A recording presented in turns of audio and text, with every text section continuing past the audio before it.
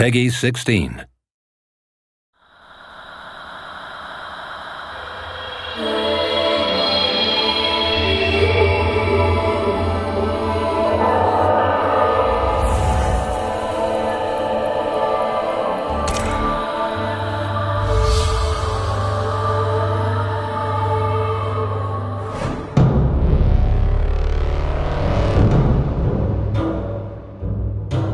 Beginning of the project, we had this core idea of adapting Journey to the West and giving it our own visual style.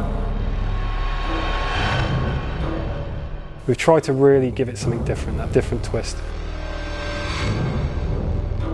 When we decided that this would be based 150 years in the future in a post-apocalyptic world, we were very well aware that it's a trope, it can be a cliche. We actually saw a program called Life After People.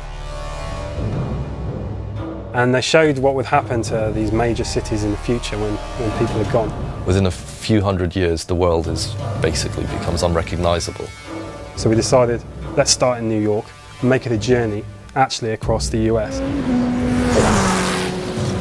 We didn't want to be depressing about it, like a lot of post-apocalyptic movies are depressing and games.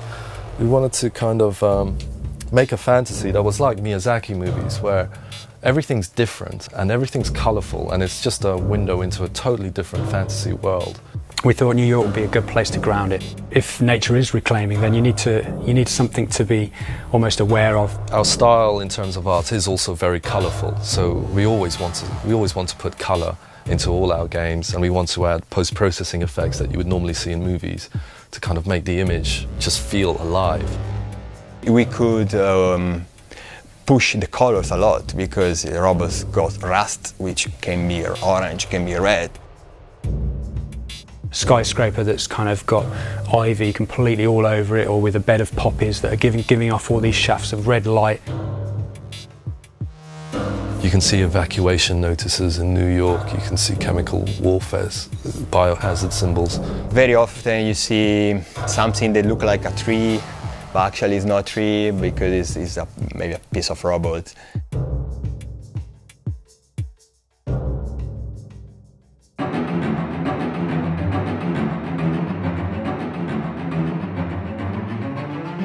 The idea of monkeys is come from the legend of Monkey, the Journey to the West, you know, the book.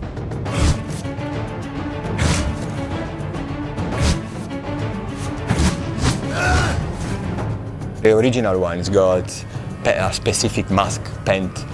I try to keep that. Some people won't be aware of some of the subtleties that we've got in, but there's obviously the staff and Monkey's cloud.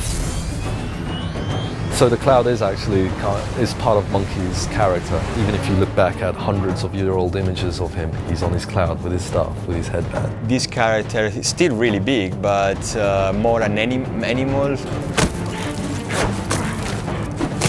So you can see in the animation, especially when you jump one building to another, it really looks like kind of Tarzan, like in the jungle, you know, like really like a monkey.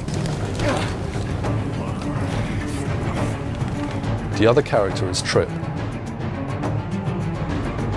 Little by little, her personality, fragile, and personality come out, and you feel more attached to her. The third main character in the game is Pigsy.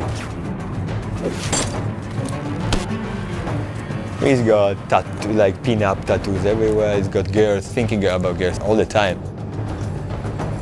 Trip, is that you? Pigsy! You don't have to have any interest in the book or the TV series or anything to appreciate the game. It's just a good story with good characters and a rich world.